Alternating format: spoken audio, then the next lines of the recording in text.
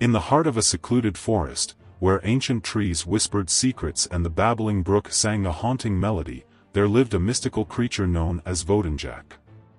A water spirit of Croatian folklore, Vodenjak possessed an enigmatic nature, capable of both benevolence and malevolence. Vodenjak's dwelling was a secluded pool, its waters shimmering with an ethereal glow. His form was that of a handsome young man, with long, flowing hair the color of midnight and eyes that reflected the depths of the pool. He wore a tunic of shimmering scales, and his feet were webbed, allowing him to glide effortlessly through the water. By day, Vodenjak was often seen sitting on the bank of his pool, playing a haunting melody on his flute. His music had a hypnotic quality, drawing creatures from far and wide to listen. Birds would perch on his shoulders, and fish would leap from the water to dance in his presence. To those who respected his domain, Vodenjak was a benevolent spirit. He would help lost travelers find their way, protect children from drowning, and even grant wishes to those who proved worthy. However, those who dared to anger him faced a swift and terrible retribution. One fateful day, a group of arrogant hunters stumbled upon Vodenjak's pool. They laughed at his music and mocked his appearance. Enraged, Vodenjak unleashed his wrath upon them.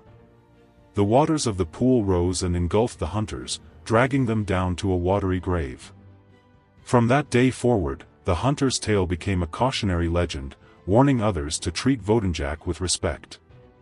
But not all who encountered the water spirit were so fortunate. A young woman named Maria was drawn to Vodenjak's pool by his enchanting music. She sat on the bank, listening to his flute, and soon fell into a trance. As she drifted into unconsciousness, Vodenjak approached her and whispered sweet nothings in her ear. Maria awoke to find herself in Vodenjak's underwater palace. It was a realm of wonder and beauty, where fish swam in vibrant colors and coral gardens bloomed in profusion. Vodenjak treated Maria with kindness, but he refused to let her go. As days turned into weeks, Maria began to yearn for her home and family.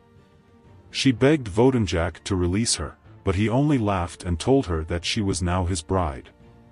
Desperate, Maria devised a plan to escape.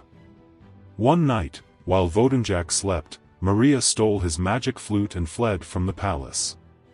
She swam through the dark waters, her heart pounding with fear. As she reached the surface, she heard Vodenjak's furious roar behind her.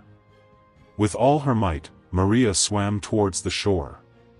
Vodenjak pursued her relentlessly, his claws reaching out to grab her. Just as he was about to seize her, Maria reached the bank and collapsed on the ground, exhausted but alive. From that day forward, Maria never returned to Vodenjak's pool. But she never forgot the time she spent in his underwater kingdom, and she always carried a secret fear that he might one day come looking for her. And so, the legend of Vodenjak, the enigmatic water spirit, continued to be passed down through generations.